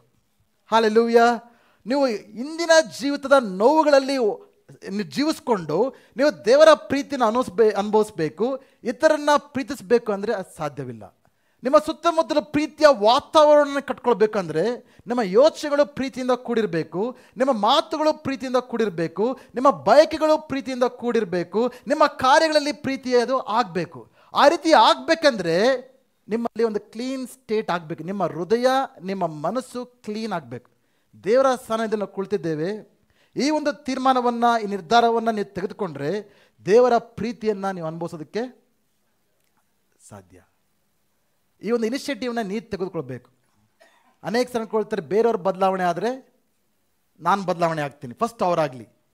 ಜನರಲಿ ಒಂದು ಮದುವೆಯ ಗಂಡ ಹೆಂಡತಿ ಸಮಸ್ಯೆಗಳು ಬಂದಾಗ ಅವ್ರು ಕೌನ್ಸಿಲಿಂಗಲ್ಲಿ ಕುಳಿತುಕೊಂಡಾಗ ಗಂಡ ಹೆಂಡತಿ ಇಬ್ಬರು ಬಂದು ಕೂತ್ಕೊಳ್ತಾರೆ. ಓಕೆ, ಗಂಡ ಹೇಳ್ತಾನೆ ಹೆಂಡತಿಯಲ್ಲ ಈ ಏರಿಯಾಸ್ 1 2 3 4 ಎಲ್ಲ ಏರಿಯಾಸಲ್ಲಿ ಚೇಂಜ್ ಆಗಬೇಕು. ಹೆಂಡತಿ ಹೇಳ್ತಾಳೆ ಗಂಡ ಪ್ರಾಬ್ಲಮ್ಸ್ 1 2 3 4 ಇವೆಲ್ಲ ಚೇಂಜ್ ಆಗಬೇಕು. ಹೆಂಡತಿ ಇದೆಲ್ಲ ಚೇಂಜ್ ಆದರೆ ನಾನು ಹೋಗ್ತೀನಿ ಮತ್ತೆ ಆ ಮನೇಲಿ ಇರೋಕ್ಕೆ, ಇಲ್ಲ ನಾನು ಹೋಗಲ್ಲ. ಗಂಡ ಹೇಳ್ತಾನೆ ಫಸ್ಟ್ ಇವೆಲ್ಲ ಚೇಂಜ್ ಮಾಡ್ಕೊಂಬರಲಿ, ಆಗ ನಾನು ಅಕ್ಸೆಪ್ಟ್ ಮಾಡ್ತೀನಿ ಅಂತ. ಸೊ ಇವರು ಕಂಡೀಷನ್ಸ್ ಹಾಕ್ಬಿಟ್ರು, ಇವರು ಕಂಡೀಷನ್ಸ್ ಹಾಕ್ಬಿಟ್ರು. ಈಗ ಇವರಿಬ್ಬರು ಮತ್ತೆ ಒಂದೇ ಬರೋಕ್ಕೆ ಸಾಧ್ಯನಾ? ಕೆಲವರು ಹೆಂಗೋ ಮದುವೆ ಇರಬೇಕಲ್ಲ, ಹೆಂಡತಿ ಬೇಕು ಗಂಡ ಇರಬೇಕು, ಸರಿ ಒಪ್ಕೊಂಡ್ಬಿಡ್ತಾರೆ. ಹೆಂಡತಿ ಏನೇ ಕಂಡೀಷನ್ಸ್ ಹಾಕಿದ್ರು ಕೂಡ ಓಕೆ, ಯಾಕೆ ಮತ್ತೆ ಹೆಂಡತಿ ಮನೆಗೆ ಬರಬೇಕಲ್ಲ, ಅಕ್ಕ ಎಲ್ಲೋ ಕೇಳ್ತಾ ಇದ್ದಾರೆ, ಕೆಲಸದವರೆಲ್ಲ ಎಲ್ಲ ಕಡೆ ವಿಚಾರಿಸ್ತವ್ರೆ ಹೆಂಡತಿ ಎಲ್ಲಿ ಗಂಡ ಎಲ್ಲಿ, ಸೊ ಓಕೆ ಅಂದ್ಬಿಡ್ತಾರೆ. ಬಟ್ ನಿಜವಾಗಲ್ಲ ಕಂಡೀಷನ್ಸ್ ಎಲ್ಲ ಫುಲ್ಫಿಲ್ ಮಾಡೋಕ್ಕೆ ಸಾಧ್ಯನಾ? ನೋ. ಅದಕ್ಕೆ ಅನೇಕ ಸಾರಿ ನಾನು ಹೆಂಡತಿ ಕೌನ್ಸಿಲಿಂಗ್ ಮಾಡಬೇಕಂದ್ರೆ ಫಸ್ಟು ಇಬ್ಬರು ಸಪ್ರೇಟ್ ಆಗಿಬಿಟ್ಟಿರ್ತಾರೆ ಅಂದ್ಕೊಳ್ಳಿ. ಬಂದು ಕೂತ್ಕೊಂಡಾಗ ಅವ್ರ ಗಂಡ ಹೇಳ್ತಾನೆ ಹೆಂಡತಿ ಇವೆಲ್ಲ ಚೇಂಜ್ ಆಗಬೇಕು, ನಾವು ನಿಮ್ಮ ಕಂಡೀಷನ್ಸ್ನೆಲ್ಲ ತೆಗೆದು ಆ ಕಡೆ ಇಡಿ. Whether you are willing to love without any conditions, ಯಾವುದೇ ಷರತ್ತಿಲ್ಲದೆ ನೀವು ಪ್ರೀತಿ ಮಾಡೋಕ್ಕೆ ಸಿದ್ಧವಾಗಿದ್ದೀರಾ. ಒಂದು ವೇಳೆ ಕಂಡೀಷನ್ಸ್ ಅವ್ರು ಒಪ್ಕೊಂಡ್ರೂ ಕೂಡ ನೆಕ್ಸ್ಟ್ ದಿನ ಒಬ್ಬ ಮನುಷ್ಯ ಚೇಂಜ್ ಆಗಿ ಸಾಧ್ಯನಾ? ಒಂದು ಹೆಂಡತಿ ಚೇಂಜ್ ಆಗಿ ಸಾಧ್ಯನಾ? ಇವತ್ತು ಒಂದು ಗಂಡ ಹೆಂಡತಿನ ಮುಂದೆ ಬಂದು ಕೂತ್ಕೊಂಡ್ರು, ನಿಮ್ಮ ಮುಂದೆ ಕೂತ್ಕೊಂಡ್ರು, ಗಂಡ ತಪ್ಪೆಲ್ಲ ಒಪ್ಕೊಳ್ತಾನೆ, ನಾಳೆಯಿಂದ ಕರೆಕ್ಟ್ ಆಗ್ತೀನಿ ಅಂತ ಹೇಳ್ತಾನೆ, ನಾಳೆಯಿಂದ ಫುಲ್ ಆ ವ್ಯಕ್ತಿ ಪರ್ಫೆಕ್ಟ್ ಆಗಿ ಸಾಧ್ಯನಾ? ನೋ. ಜೀವನ ಇರೋವರೆಗೂ ನಾವು ತಪ್ಪುಗಳನ್ನ ಮಾಡ್ತಿರ್ತೇವೆ, ಬೀಳ್ತಾ ಇರ್ತೇವೆ, ಅದು ಸಹಜ. ಬಟ್ ನಾವು ಪ್ರೀತಿ ಮಾಡಬೇಕಂದ್ರೆ ಆ ಪ್ರೀತಿಯಲ್ಲಿ ಷರತ್ತಿರಬಾರ್ದು. ಆ ಪ್ರೀತಿಯಲ್ಲಿ we should be the ones who take initiative. Okay, ನಾವು ನಿಜವಾಗಲೂ ದೇವರ ಮಕ್ಕಳಾಗಿರೋದಾದರೆ, ನಿಜವಾಗ್ಲೂ ನಾವು ಆತ್ಮೀಯ ಜೀವನದಲ್ಲಿ ಬಲವುಳ್ಳವರಾಗಿದ್ದರೆ we will take the first step to accept the other person. ಆ ವ್ಯಕ್ತಿಯನ್ನು ಸ್ವೀಕಾರ ಮಾಡ್ಕೊಳ್ಳೋದಕ್ಕೆ ನಾವು ಮೊದಲನೇ ಹೆಜ್ಜೆ ನಾವು ಹಾಕಬೇಕು. ಹಲ್ಲೆಲೂಯಾ. ಆವಾಗ ಮಾತ್ರ ಒಂದು ಕುಟುಂಬದಲ್ಲಿ ಪ್ರೀತಿ ಇರೋದಕ್ಕೆ ಸಾಧ್ಯ, ಆವಾಗ ಮಾತ್ರ ಇತರೊಟ್ಟಿಗೆ ಪ್ರೀತಿಯಲ್ಲಿ ನಡ್ಕೊಳ್ಳೋಕ್ಕೆ ಸಾಧ್ಯ. ಇಲ್ಲ ಅಂದರೆ ನಾವು ಇದ್ದಾಗೆ ಇದ್ಬಿಡ್ತೇವೆ. ಪ್ರತಿದಿನ ಕೋಪ, ಜಗಳ, ಬೇಸರ, ನೋವು. ನಾವು ಅವ್ರು ನೋವು ಮಾಡ್ತಾ ಇರ್ತಾರೆ, ಅವ್ರು ನಮ್ಮನ್ನು ಮಾಡ್ತಾ ಇರ್ತಾರೆ. ನಾವು ಅವ್ರನ್ನ ಬೈತಾ ಇರ್ತೀವಿ, ಅವ್ರು ನಮ್ಮನ್ನು ಬೈತಾ ಇರ್ತೀವಿ. ಅವ್ರು ನೋಡಿ ನೀವು ಉದ್ಧಾರ ಆಗಲ್ಲ ಅಂತ ಹೇಳ್ತಾ ಇರ್ತಾರೆ, ಅವ್ರು ನಮ್ಮನ್ನು ನೀವು ಉದ್ಧಾರ ಆಗಲ್ಲ ಅಂತ ಹೇಳ್ತಾ ಇರ್ತೀರ. ಹಾಗೆ ಎಷ್ಟೇ ಬಂದು ನಾವು ದೇವ್ರ ವಾಕ್ಯ ಕೇಳಿದ್ರು, ಎಷ್ಟೇ ಆರಾಧನೆ ಮಾಡಿದ್ರು ಕೂಡ ನಮ್ಮ ಜೀವನದಲ್ಲಿ ಯಾವುದೇ ಬದಲಾವಣೆ ಇರೋದಿಲ್ಲ. ಸೊ ನಾವು ದೇವರ ಪ್ರೀತಿಯ ವಾತಾವರಣವನ್ನು ನಮ್ಮ ಜೀವಿತದ ಸುತ್ತಲೂ ನಾವು ಕಟ್ಕೋಬೇಕು ಅಂದರೆ ಮೊದಲನೇದು we have to deal with our past hurts. ನಮ್ಮ ಹಿಂದಿನ ಕಾಲದಲ್ಲಿ ನಮ್ಮ ಕುಟುಂಬದವರಿಂದ ಆಗಿರ್ಬೋದು, ಸ್ನೇಹಿತರಿಂದ ಆಗಿರ್ಬೋದು, ಚಿಕ್ಕ ಮಕ್ಕಳಿಂದ ಆಗಿರ್ಬೋದು, ನಮ್ಮ ನೋವುಗಳನ್ನು ನಾವು ದೇವರ ಮುಂದೆ ತಂದು ಸ್ವಸ್ಥತೆಯನ್ನು ಹೊಂದಿಕೊಳ್ಳುವಂಥ ಜನರಾಗಬೇಕು. ಆಮೇಲೆ ಎರಡನೇದು ಕ್ಷಮಿಸುವ ಗುಣ ಕಲ್ತ್ಕೊಳ್ಬೇಕು. ಎಷ್ಟು ಸರಿ ಒಬ್ಬ ವ್ಯಕ್ತಿನ ಕ್ಷಮಿಸೋದು? ಎಷ್ಟು ಸರಿ ಕ್ಷಮಿಸ್ಬೋದು ಹೇಳಿ? ಒಬ್ಬ ವ್ಯಕ್ತಿಯನ್ನು, ನಿಮ್ಮ ಗಂಡನ್ನ, ನಿಮ್ಮ ಹೆಂಡತಿಯನ್ನು ಎಷ್ಟು ಸರಿ ಕ್ಷಮಿಸಕ್ಕೆ ಓಕೆ ಅಂತೀರಾ ನೀವು? ಈ ಕ್ವಶನ್ ಸದ್ಯಕ್ಕೆ ಯಾರೊಬ್ಬರು ಕೇಳಿದ್ರು, ಜ್ಞಾಪನ ಇದೆಯಾ ಬೈಬಲಲ್ಲಿ? ಪೇತ್ರನ ಬಂದು ಕೇಳ್ತೇನೆ ಮತ್ತೇನು ಸುವಾರ್ತೆ 18ನೇ ಅಧ್ಯಾಯದಲ್ಲಿ. ಯೇಸು ಸ್ವಾಮಿ ಹತ್ರ ಬಂದು, ನನ್ನ ಸಹೋದರನು ನನಗೆ ನೋವುಂಟು ಮಾಡಿದ್ರೆ ಆ ವ್ಯಕ್ತಿಯನ್ನು ಎಷ್ಟು ಸರಿ ಕ್ಷಮಿಸ್ಬೋದು? 7 ಸರಿ ಓಕೆನಾ ಅಂತ ಕೇಳ್ತಾನೆ. ಯಾಕೆಂದರೆ ಆ ದಿನ ಕಾಲದಲ್ಲಿ ಯಾವ ರೀತಿ ಬೋಧನೆ ಇತ್ತು ಯಹೂದ್ಯರಲ್ಲಿ, ಒಬ್ಬ ವ್ಯಕ್ತಿನ 3 ಸಾರಿ ಕ್ಷಮಿಸಿದ್ರೆ ಸಾಕು, 4ನೇ ಸರಿ ಕ್ಷಮಿಸಬಾರ್ದು ಅಂತಾನೆ. ಅದಕ್ಕೆ ಬೈಬಲ್ ಕೂಡ ಆಧಾರ ಮಾಡ್ಕೊಂಡು ಹೇಳ್ಬಿಟ್ಟಿದ್ದಾರೆ. ಆಮೋಸ್ ಗ್ರಂಥ 1ನೇ ಅಧ್ಯಾಯದಲ್ಲಿ ಬರೆಯಲ್ಪಟ್ಟಿದೆ, ದೇವರು ಇಸ್ರಾಯೇಲ್ ಶತ್ರುಗಳನ್ನ 3 ಸಾರಿ ಕ್ಷಮಿಸ್ಬಿಟ್ಟು 4ನೇ ಸಾರಿ ನಾಶ ಮಾಡಿಬಿಟ್ರು ಅಂತ. ಸೊ ಒಬ್ಬ ವ್ಯಕ್ತಿಯನ್ನು 3 ಸಾರಿ ಕ್ಷಮಿಸಿದ್ರೆ ಸಾಕು, 4ನೇ ಸಾರಿ ಕ್ಷಮಿಸಬಾರ್ದು. ಇವನು ಪೇತ್ರ ಅಂದ್ಕೊಂಡು ಡಬಲ್ ಹೇಳ್ತಾ ಇದ್ದಾನೆ. ಸೊ ಯೇಸು ಸ್ವಾಮಿ ಈಗ ನೋಡಿ ಖುಷಿ ಪಡ್ತಾರೆ ಎಂಬುದಾಗಿ. ಅವ್ರ ಸ್ಟ್ಯಾಂಡರ್ಡ್ ಯಾವ ರೀತಿ ಇತ್ತು? ಒಬ್ಬ ವ್ಯಕ್ತಿಯನ್ನು 3 ಸಾರಿ ಕ್ಷಮಿಸ್ಬೋದು ಅಂತ. ಪೇತ್ರನ ಏನು ಹೇಳ್ತಾ ಇದ್ದಾನೆ? 7 ಸಾರಿ ಕ್ಷಮಿಸಿದ್ರೆ ಸಾಕ ಅಂದರೆ ಅವನೇನು ಎಕ್ಸ್ಪೆಕ್ಟ್ ಮಾಡ್ದ? ಪೇತ್ರ ನೋಡಿ, ಓ ಪೀಟರ್ ಯು ಆರ್ ಗ್ರೇಟ್, ಎಲ್ಲರೂ 3 ಸರಿ ಅಂದರೆ 7 ಸರಿ ಅಂತ ಇದೆಯಾ, ಗ್ರೇಟ್ ಅಂತ ಯೇಸು ಸ್ವಾಮಿ ಅವ್ರನ್ನ ಬಗ್ಗೆ ಹೇಳ್ತಾರೆ ಅಂತ ಅಂದ್ಕೊಂಡಿದ್ರು. ಬಟ್ ಯೇಸು ಸ್ವಾಮಿ ಏನು ಹೇಳಿದ್ರು? Not 7 times, 70 times 7. ಅಂದ್ರೆ ಎಷ್ಟು ಸರಿ ಆಯಿತು? ಯಾರು ಮ್ಯಾಥ್ಸಲ್ಲಿ ಯಾರು ಗುಡ್? ಎಷ್ಟು ಜನ ಗಣಿತ ಬರುತ್ತೆ ಲೆಕ್ಕ ಹಾಕೋಕ್ಕೆ? 70 times 7 ಅಂದರೆ 70 into 7 490. ಎಷ್ಟು ಸರಿ ಒಬ್ಬ ವ್ಯಕ್ತಿಗೆ ಕ್ಷಮಿಸಬೇಕು ಅಂದರೆ, ಇವತ್ತು ಮನೆಯಲ್ಲಿ ಮಗನೋ ಗಂಡನೋ ಹೆಂಡತಿ ತಪ್ಪು ಮಾಡೋದು 1 ಸಾರಿ ಆಯಿತು, 2 ಸಾರಿ ಆಯಿತು, 3 ಸಾರಿ ಆಯಿತು, ಇವತ್ತಿಗೆ 30 ಆಯಿತು. ಓಕೆ, ನಾಳೆ ಮತ್ತೆ ಶುರು. 490 ಆದಮೇಲೆ ಮುಗಿಸ್ಬಿಟ್ಟು 490 ಮುಗಿದು ಇನ್ಮೇಲೆ ನಾನು ಕ್ಷಮಿಸಲ್ಲ ಅಂತ ಹೇಳ್ಬೇಕನ್ನ ಅರ್ಥ ಅದು. ಫಸ್ಟ್ ಆಫ್ ಆಲ್ ಅದರ ಅರ್ಥ ಏನಂದರೆ you can't keep a record. ಮೊದಲನೇ ಕೊರಿಂಥದವರಿಗೆ 13ನೇದಲ್ಲಿ ನೋಡ್ತೇವೆ, ಲವ್ ಕೀಪ್ಸ್ ನೋ ರೆಕಾರ್ಡ್ಸ್. ಇದ್ರೆ ನಾವು ಯಾವುದೇ ಜನರು ಮಾಡಿದ ಒಂದು ಕಾರ್ಯಗಳನ್ನು ನೆನಪಲ್ಲಿ ಇಟ್ಕೊಳ್ಳೋದಿಲ್ಲ ಒಂದ್ಸರಿ ಕ್ಷಮಿಸಿದ ಮೇಲೆ. ನಿಜವಾಗ್ಲೂ ಪ್ರೀತಿ ಬೆಳಿಬೇಕಂದ್ರೆ ನಾವು ಕ್ಷಮಿಸುವ ಗುಣ ಕಲ್ತ್ಕೊಳ್ಬೇಕು. ಕ್ಷಮಿಸುವ ಗುಣ ಇಲ್ಲ ಅಂದರೆ, ಇನ್ಫ್ಯಾಕ್ಟ್ ನಾವು ಕ್ರೈಸ್ತವ ಜೀವನದಲ್ಲಿ ಎಷ್ಟು ಬೆಳೆದಿದ್ದೇವೆ ಅಂತ ಹೆಂಗೆ ಗೊತ್ತಾಗೋದು, ಎಷ್ಟು ನಾವು ಜನರನ್ನು ಪ್ರೀತಿಸ್ತಾ ಇದ್ದೇವೆ ಎಂಬುದಾಗಿ. ಹಲ್ಲೆಲೂಯಾ. ನಮ್ಮ ಸುತ್ತಲೂ ನಾವು ಪ್ರೀತಿಯ ವಾತಾವರಣ ಕಟ್ಕೊಳ್ಬೇಕು ಅಂದರೆ ಪ್ರೇರೆ ದೇವರ ವಾಕ್ಯ ಕೇಳ್ತೇವೆ. ಎಲ್ಲರೂ ಕೂಡ ಉತ್ತೇಜಿಸುವಂಥ ಮಾತು, ಪ್ರತಿದಿನ ನಾವು ದೇವರ ಪ್ರೀತಿಯ ವಾತಾವರಣದಲ್ಲಿ ನಾವು ಬೆಳೆಯೋಕ್ಕೆ ಸಾಧ್ಯ. ಓಕೆ, ಇದು this love is very different. ನಾವು ಲೋಕದಲ್ಲಿ ನಾವು ನೋಡುವ ಪ್ರೀತಿಗಳಿಗಿಂತ ಅದು ತುಂಬ ವಿಭಿನ್ನವಾದದ್ದು. ದೇವರ ವಾಕ್ಯದಲ್ಲಿ ಪ್ರೀತಿಯ ಪದ ಯಾವ್ದು ಗೊತ್ತ ಉಪಯೋಗಿಸಿರೋದು, ನಮ್ಮ ಒಂದು ಇಂಗ್ಲೀಷ್ ಲ್ಯಾಂಗ್ವೇಜಲ್ಲಿ, ಕನ್ನಡ ಲ್ಯಾಂಗ್ವೇಜಲ್ಲಿ ಪ್ರೀತಿ ಅಂದರೆ ಎಲ್ಲದಕ್ಕೂ ಒಂದೇ ವರ್ಡ್ ಯೂಸ್ ಮಾಡ್ತೀವಿ. I love my dog, I love my cat, I love my car, I love my bike, I love my wife, I love my god ಅಂತಾರೆ. ಒಂದೇ ಎಲ್ಲದಕ್ಕೂ. ನಾನು ದೇವ್ರನ್ನ ಪ್ರೀತಿ ಮಾಡ್ತೀನಿ, ನಾನು ನಾಯಿ ಅಂದರೆ ಪ್ರೀತಿ ಮಾಡ್ತೀನಿ, ಬೆಕ್ಕನ್ನ ಪ್ರೀತಿ ಮಾಡ್ತೀನಿ, ಬೈಕ್ ಅಂದರೆ ಪ್ರೀತಿ ಮಾಡ್ತೀನಿ, ಎಲ್ಲದಕ್ಕೂ ಒಂದೇ ಪ್ರೀತಿ. ಬಟ್ ನಾವು ಗ್ರೀಕ್ ಭಾಷೆಯಲ್ಲಿ ನೋಡಬೇಕಂದ್ರೆ ಬೇರೆ ಬೇರೆ ಪದಗಳಿದೆ ಪ್ರೀತಿಗೆ. ಸೊ ಗ್ರೀಕ್ ಭಾಷೆಯಲ್ಲಿ ದೇವರ ಬಗ್ಗೆ ಇರೋ ಪ್ರೀತಿಗೂ ನಾವು ಜನರ ಬಗ್ಗೆ ತೋರಿಸ್ಬೇಕಾಗಿರೋ ಪ್ರೀತಿಗೂ ಇರುವಂಥ ಪದ ವರ್ಡ್ ಅಗಾಪೆ. ಅಂದರೆ ಅದು ಅನ್ಕಂಡೀಷ್ನಲ್ ಲವ್, ಸೆಲ್ಫ್ಲೆಸ್ ಲವ್. ಪ್ರೀತಿ ಅನ್ನೋದು ನಮ್ಮ ಭಾವನೆಗಳ ಮೇಲೆ ಇರುವಂಥದ್ದಲ್ಲ, ನಮ್ಮ ಅನಿಸಿಕೆ ಮೇಲೆ. ಅನೇಕ ಅನ್ಕೊಳ್ತೇವೆ love is a feeling, it's an emotion. No, ಪ್ರೀತಿಯಲ್ಲೇ ಭಾವನೆಗಳು ಇರ್ಬೋದು, ಬಟ್ ಪ್ರೀತಿ ಇಸ್ ನಾಟ್ ಭಾವನೆ. ಪ್ರೀತಿ ಅಂದರೆ ಅದು ಸಮರ್ಪಣೆ. ಪ್ರೀತಿ ಅಂದರೆ ನಮ್ಮ ನಿಸ್ವಾರ್ಥವಾದದ್ದು, ಬೇರೆಯವರ ಬಗ್ಗೆ ಒಳ್ಳೆಯದನ್ನು ಬಯಸಿ ಅವರಿಗೆ ನಾವು ಪ್ರೀತಿಯನ್ನು ತೋರಿಸುವಂಥದ್ದು.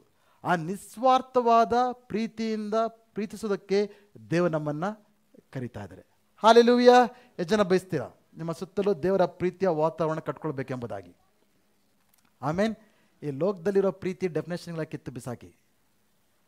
ಓಕೆ, ಅವರ ಒಂದು ಪ್ರೀತಿಯ ಡೆಫಿನೇಷನ್ ಎಲ್ಲ ಉಲ್ಟಾ ಪಲ್ಟಾ. ಲೋಕದಲ್ಲಿರೋದು ಎಲ್ಲದೂ ಕೂಡ ರಿವರ್ಸ್. ಅದು ದೇವರ ಪ್ರೀತಿ ನಿಸ್ವಾರ್ಥವಾದದ್ದು, ದೇವರ ಪ್ರೀತಿ ಷರತ್ತಿಲ್ಲದ್ದು.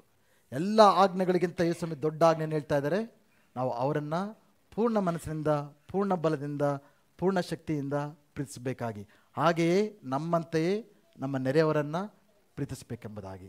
ಹಲ್ಲೆಲೂಯಾ. ಎಲ್ಲ ಕಡೆ ನಿಂತ್ಕೊಂಡು ತೊಗೊಳ್ಳೋಣ.